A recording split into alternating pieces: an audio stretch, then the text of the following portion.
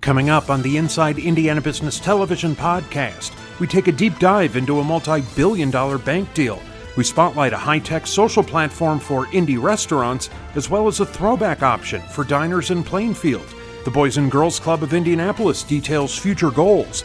A new partnership aims to help Hoosier seniors live independently. A popular activity hub in Fishers has a new tenant, and live sports continue to creep back as the Olympic diving trials return to Indianapolis. Welcome to the Inside Indiana Business Television podcast. I'm Andy Ober. Evansville-based Old National Bancorp is acquiring Chicago-based First Midwest Bank in an all-stock deal valued at $6.5 billion. Old National Chairman and Chief Executive Officer Jim Ryan joined Inside Indiana Business host Gary Dick with perspective on the massive deal. Let's talk about this, Jim. A big deal, certainly for Old National. Would create a banking company, combined assets of $45 billion, sixth largest bank in the Midwest. When the courtship start, how did this deal start to come together? So the courtship really started back in January of this year, where Mike Scudder, who's the CEO and chairman of First Midwest, came for a visit. We were just talking about what we were doing independently and how we were working on creating value for all of our stakeholders. And in that conversation, we realized, boy, we might be able to do this together better than we could do it individually. And so we really started conversations really just about how we could get better individually, and that turned into how we could get better collectively. Again, this is creating a large banking institution. You hope to close the deal by the end of the year, perhaps early next year. Sixth largest bank in the Midwest, a top 30 banking company in the country. What does that mean, Jim, when you look at the impact of a much larger institution on Evansville and the state of Indiana? Well, I told the governor that I am 100% committed to Evansville. I'm 100% committed to our state of Indiana. And, this only means good things, I think, ultimately, for Evansville and for the broader state. It also allows us to serve, there's so much business that moves back and forth in the Midwest. It really just allows us to serve a larger client base in a bigger and better way. It allows us to invest in more talent and more technology, ultimately to deliver better experiences for all of our clients and reinvest back in our communities. And deals like this, there are always efficiencies that are to be had, certainly. As you look at the tea leaves, though, at this deal, the Old National name remains, so the Old National brand will be what is used. You will continue to be CEO of the combined bank. You'll be in Evansville. So a lot of things point, I think, in a positive way in terms of the impact of this deal, again, on Evansville and Indiana. Absolutely. We've grown a lot in the last 10 years, and we've really tried to leverage the best of every single one of our partnerships, and this is no different. We're coming together with a new partner. It's a big partner, and we're going to have a lot of assets and a lot of customers up here in the Chicago metropolitan market.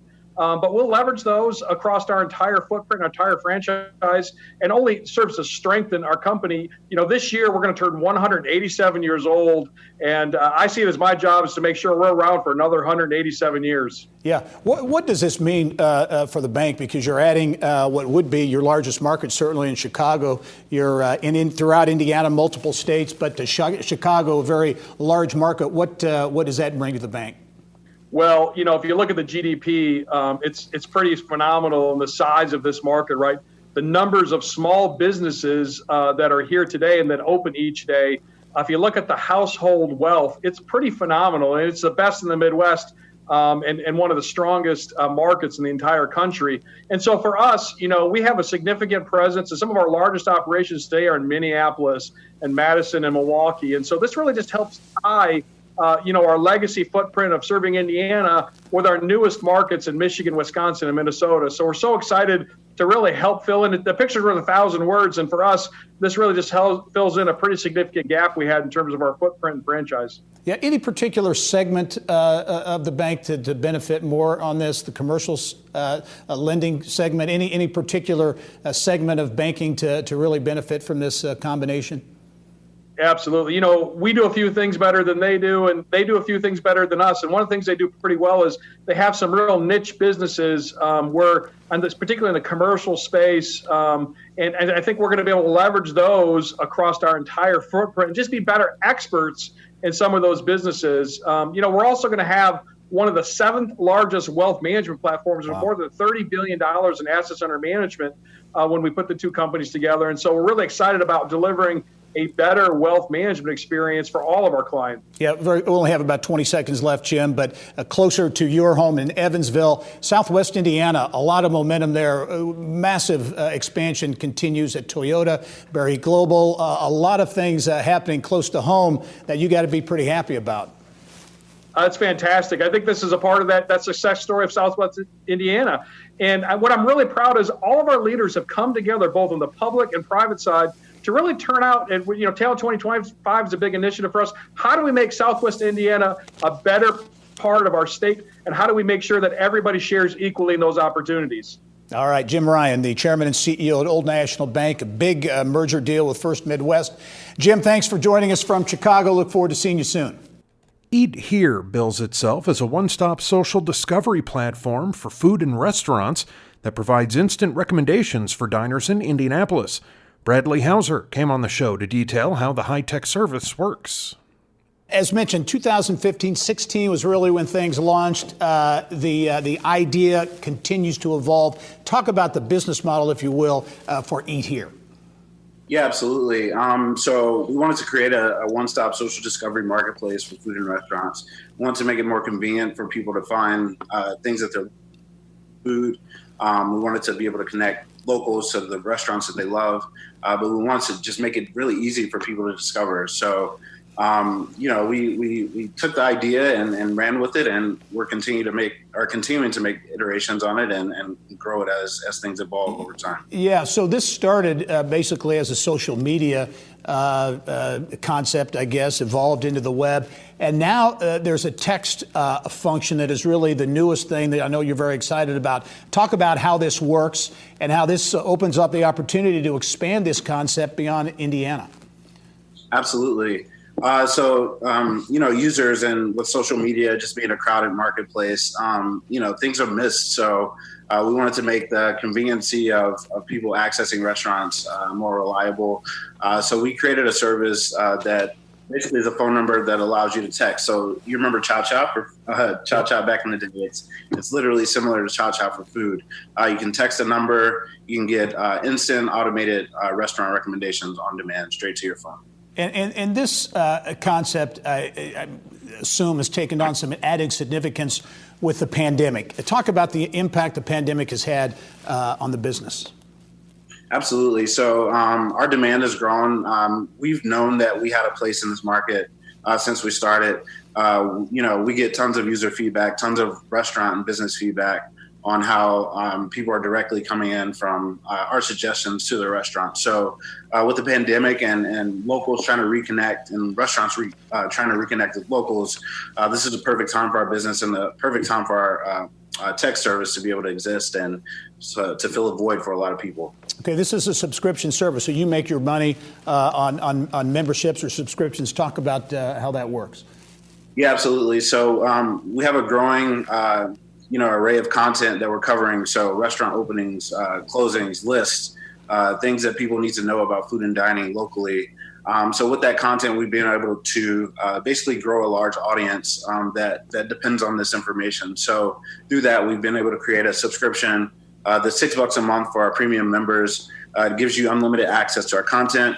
It also gives you creative offers from restaurants that are participating in our program. So we have over 100 local restaurants. They're giving exclusive discounts or benefits to our members that are part of the program. Okay, only have about 20 seconds left, Bradley, but I know you're looking to raise some money and take this thing national. Yeah. Our next goal is to raise a seed. We want to take our technology to a national level and really get Eat Here in the hands of the communities across the country. All right, Eat Here. Bradley Hauser is the founder and CEO, a concept taking technology, connecting restaurants with consumers. Bradley, good luck with the idea going forward. Thank you so much for having me. If you're looking for a dining experience with a throwback feel, look no further than the Oasis Diner in Plainfield. Inside Indiana business reporter Mary Rachel Redmond takes us to Hendricks County to spotlight this vintage restaurant with a history dating back 60 years. It arrived in Hendricks County by train nearly 70 years ago. The diner was originally built in New Jersey, and it was shipped here via railroad in 1954. A true piece of real Americana. When you come to the Oasis Diner, you literally experience history. I mean, you're in an original diner from 1954. Inside, the walls are peppered with memorabilia. We've got our retro lunchbox display, the 45s in the very beginning, and that's all 50s music there. LPs from the 60s, and the 8-tracks from the 70s, tape cassettes from the 80s. Definite conversation starters for different generations.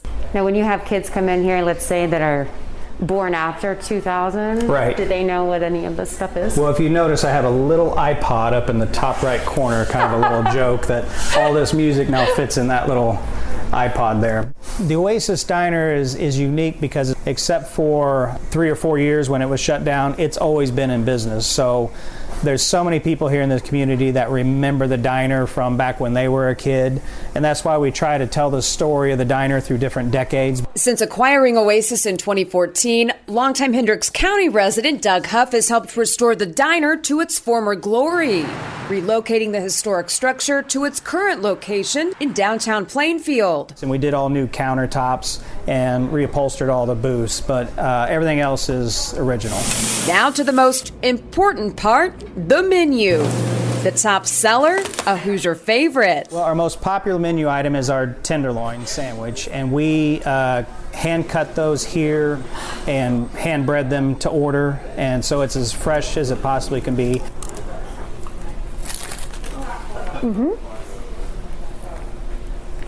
Trying to be polite. That's so good.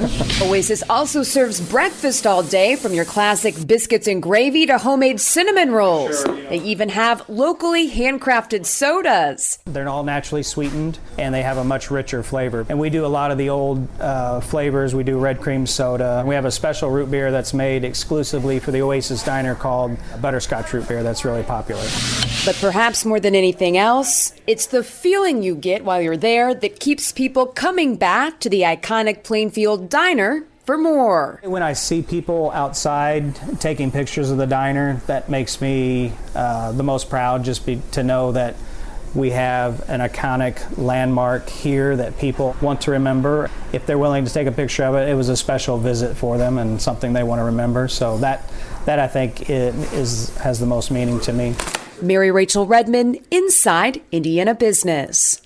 For nearly 130 years, the Boys and Girls Club of Indianapolis has provided a safe and educational experience for young people. The organization continues to find creative ways to serve its community. CEO Maggie Lewis joined us to talk about the group's mission and future goals. Boys and Girls Clubs been around for a long time. Everyone knows the Boys and Girls Clubs. It dates back to 1893 here in Indianapolis. But the mission has evolved over time. Give us basically a thumbnail description of the Boys and Girls Clubs today and the services you're providing. Our mission is simple. We want to make sure that we serve the kids that need us most. We're willing to do whatever it takes to ensure that they grow up to be successful adults. Yeah, and the numbers are big. You serve some 7,300 kids and families annually. That number actually increasing during the course of the pandemic. Talk about the sheer numbers you're dealing with and how the pandemic really affected those numbers. So we operate 12 sites throughout our great city, again, seeing more than 7,000 young people over a given year. Again, we want to make sure that we come alongside the community to ensure that our kids are successful, that they have a safe place to grow and be kids, to get that mentorship that they need to get through life. And it was really important during the pandemic that we came alongside our families to support them during, this crazy time. During the time, we found that it was important that we partners with others. Again, we want to be an anchor in our community. So we found ourselves working with other non-for-profits to ensure our kids' success. For example, working with United Way of Central Indiana, working with the Mind Trust, again, wanting to make sure that our kids had everything they needed to be successful. So really reaching out in non-traditional ways during the pandemic, is that something that I assume perhaps will continue post-pandemic, these partnerships may be having a real impact? Yeah, so you may recall there was a time where none of us could get out into the community. So we had to change how we were reaching out to our families. We had to get on Zoom to interact with our young folks. And so once we got them connected with a device to get on Zoom, we also had to make sure they had supplies. And so we found ourselves delivering supplies to our families' homes. Again, we traditionally do not do those types of things, but we deliver supplies, we deliver food, again, doing whatever it takes to support our families. Yeah, and when you look at the numbers, too, over half of the households you serve have an annual income of $25,000 or less. So these are individuals and families really in need of your services. Most definitely. Again, we serve a lot of young folks, majority Black and brown kids to be specific, but again, families in low-income neighborhoods. Again, we want to be there for them and support them. 3 years on the job as CEO. Now, Maggie, as you look going forward, your vision for Boys and Girls Clubs and the impact you hope the organization will continue to have in the community, what's that vision for the next several years? So 3 years on the job, and it has been amazing. Time flies when you're having fun. Our vision is to continue to do what we're doing, ensuring that all kids have the tools that they need in order to be successful, but then also, again, being that anchor in the community and looking at non-traditional ways to serve young people. For example, we have a program where we're working specifically with 16-year-olds to 24-year-olds who may have dropped out of school, had some issues with law enforcement. We want to build a relationship with them and help them get their lives back on track. We don't define what that looks like and feels like, but again, we want to come alongside that young person and help them figure out what happens next. Maggie Lewis is the CEO of the Boys and Girls Clubs of Indianapolis, an organization making a real difference. Maggie, thanks for joining us and good luck going forward. My pleasure. Thank you. All right. Remember, you can catch Inside Indiana Business Television on stations throughout the state every weekend. Head to InsideIndianaBusiness.com to check listings. Nonprofit Sequoia helps low-income Hoosier seniors and people with disabilities live as independently as possible. The organization is partnering with Eskenazi Health and Stanford University on research to drive the future of their programs. Sequoia CEO Tarek Brown spoke with Kylie Valletta in the business of health. Let's start with a quick introduction, just a thumbnail of what Sequoia does and some of the services that you provide. Absolutely. So what Sequoia does is we connect older adults and people with disabilities to resources in the community and services that they need through our Aging and Disability Resource Center. Many of those phone calls end up being services that we're providing to them, such as nutritious meals through home delivered meals, case management, home repairs and modifications, transportation, caregiver supports, and much more. Okay, so you're taking a much more active research line here with Sequoia. You've already partnered with Stanford University, IU Health, Eskenazi Health. Why is research such an important part of your mission now, especially, looking forward? Yeah, I mean, many of these, those are really opportunities for us, Kylie, to understand business intelligence, right? To grab that data, mine it out, and leverage that business intelligence to help us address unmet needs and or gaps in services that exist for the populations that we serve. And one thing that your research has already uncovered is the importance of caregivers. You recently participated in some studies on caregivers. So can you tell us what some of that research is finding about caregivers in particular? Absolutely. So the first thing to mention is caregiving is obviously on the rise. We know that we are in an aging, our aging population here in Indiana is growing at a very rapid rate. And so the need for family caregivers or caregivers in general will continue to increase. But in addition to that, we also know that 4 out of 10 of those caregivers currently have reported that they are just continuing to be stressed out and at their limits as it relates to the family member that they are providing that care for. And so that's really what sparked us to get more involved in the caregiver support realm, to be a resource for them as well, to help minimize that stress that we know they deal with on a day-to-day basis. So can you tell us about some of the things that Sequoia is doing to try to give those caregivers more support?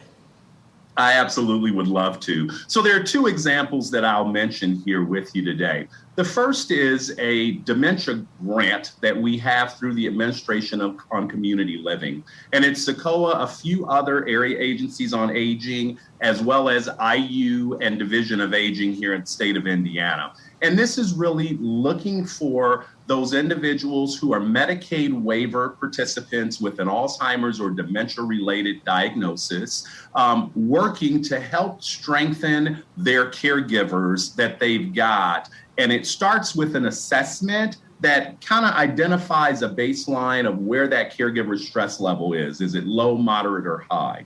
And based on that score, we'll then provide different resources, respite care for that particular caregiver, support groups, things of that nature to really help bring that stress level down to something that's a little more manageable.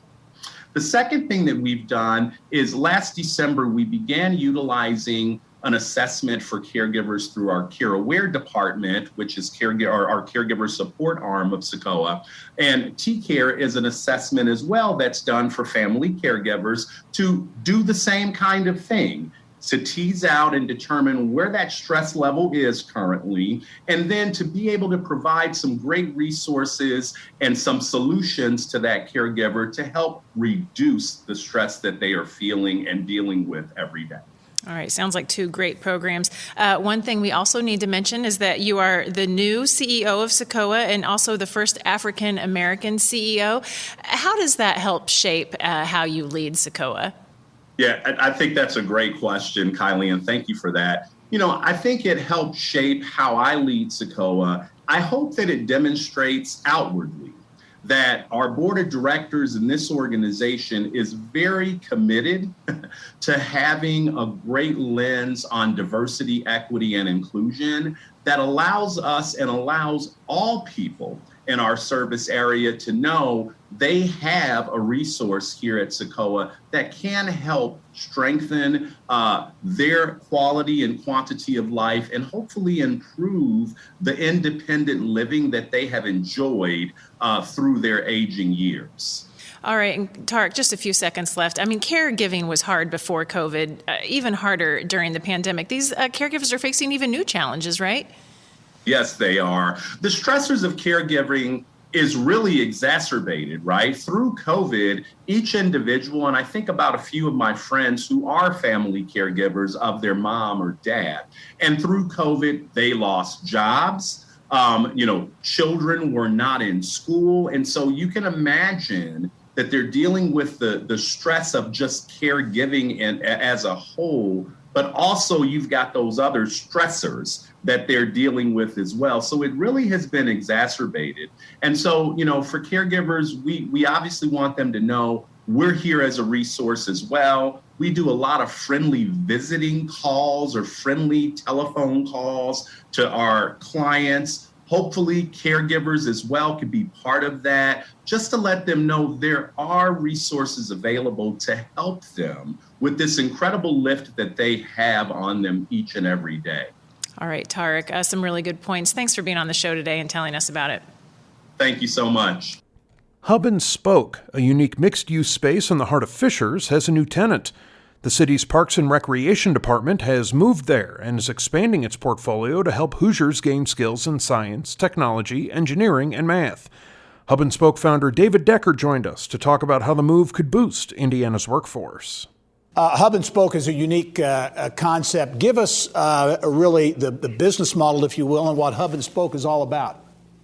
Yeah, as you mentioned, it's really a design center. So if you were building or designing a home, you could go into one location and shop multiple vendors to get products for your home or build. It is a co-working and event space. It's also an art gallery and then a maker space. And the maker space is really a playground of tool, tech, and arts. Yeah, and really a lot of things going on there at the Hub and Spoke. We're looking at some great video of the facility now. You were ready to open up a year ago, April, and then this thing called the pandemic hit. And so that obviously put things on hold. You're open now. And big news just a few weeks ago with the arrival, if you will, of Fishers Parks and Recreation, their headquarters within the Makers Playground there. Yeah, we're super excited to have them. We had our grand opening last Saturday, and the turnout was amazing. Lots of activities and families from the community, kids in here, making and playing with tools and equipment in the facility.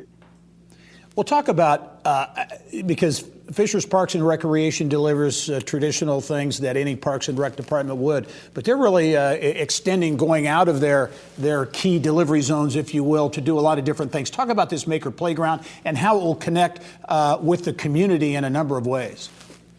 Yeah, it's really an amazing concept and product. And so the Maker Space, for those that aren't familiar, it's really consists of different tooling and equipment. So we've got things like 3D printers, laser cutters, traditional things like woodworking and metal, mix in technology and robotics. And so really it's a space that if you can dream something up, you can build it. And Parks and Rec is mixing programming and classes with that for the community. So it's membership driven. People can come in and take classes and learn together. And there's also a component and partnership with Hamilton Southeastern where there'll be an integrated curriculum here in the facility with HSE and Parks and Rec running that. Yeah, so this really is for the entire community. And there is really, because you look at this hands-on experience that people of all ages will get at the center, there's a workforce component here as well. Yeah, absolutely. It's really comes down to project-based and work-based learning, which is a big initiative for the state and something that's much needed. As I'm sure you're aware, there's a pretty big gap in skilled trades. And, our whole goal is to connect these students with high-paying in-demand careers and by providing pathways. So whether they're going to go to college, whether they're going to go directly to the workforce or have some entrepreneurial experience, we want to create these pathways and help these students achieve really a purpose-driven life.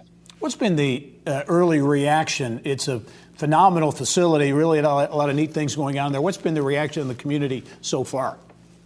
It's been really, I would probably describe it as surreal. So I've been involved in a lot of projects over my career, and this was just one of those projects that every time we did a presentation or talked to somebody, there was just this buzz and excitement, and oftentimes people would come out of their chair to make comments, and the city has been great. They've been so supportive. They've helped shape it and make it better.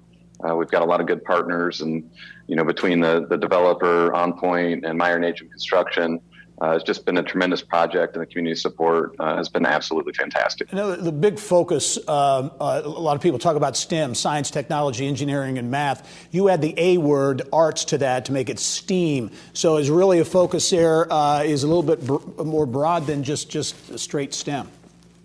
Yeah, absolutely. I mean, it's, we talked a little bit before, but Parks and Rec, they a big component of what they do is arts. And Fishers has created an initiative to push arts forward in the community to represent vibrancy and diversity here locally. And I'm also part of the Fishers Arts and Culture Commission. And one of the things that we discovered through some of the surveys that we did was that, Fishers really lacks a gallery space, and Hub and Spoke happened to have a lot of wall space. And we partnered up with High Frequency Arts that works with Fishers Arts Council and Nickel Plate Arts to put art up in the walls and have quarterly art gallery showings and bring people into the building. So yes, definitely a big push. And arts is just such a big part of design and what happens when you make things. Yeah, only have 30 seconds left, David, but I'm really struck by the fact that this seems to be really fitting in nicely with kind of the vision, if you will, for Fishers in terms of that entrepreneurial mindset in the community.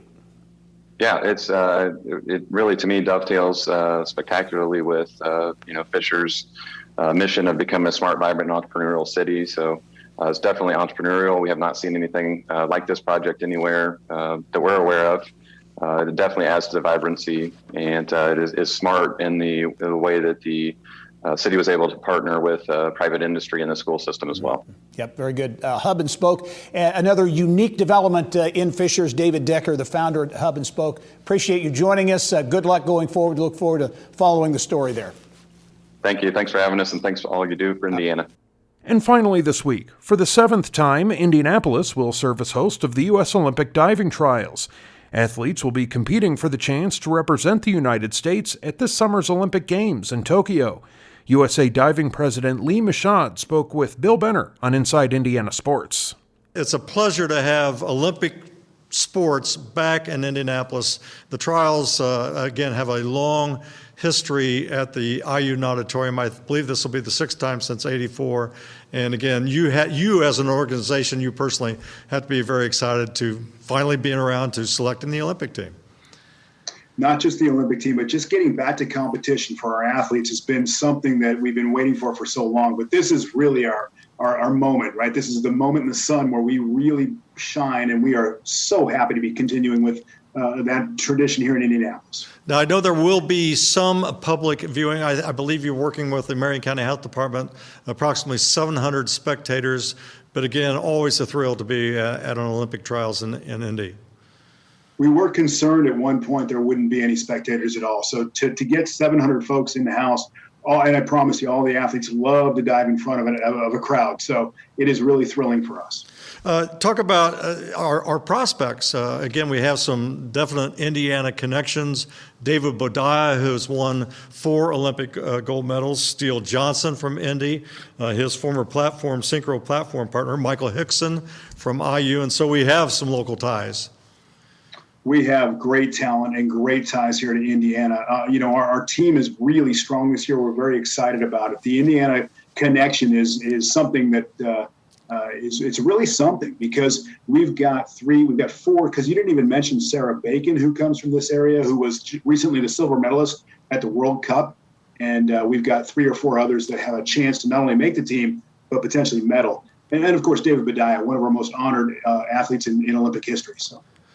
Another potentially great story, Laura Wilkinson, gold medalist back in 2000. She's making a comeback.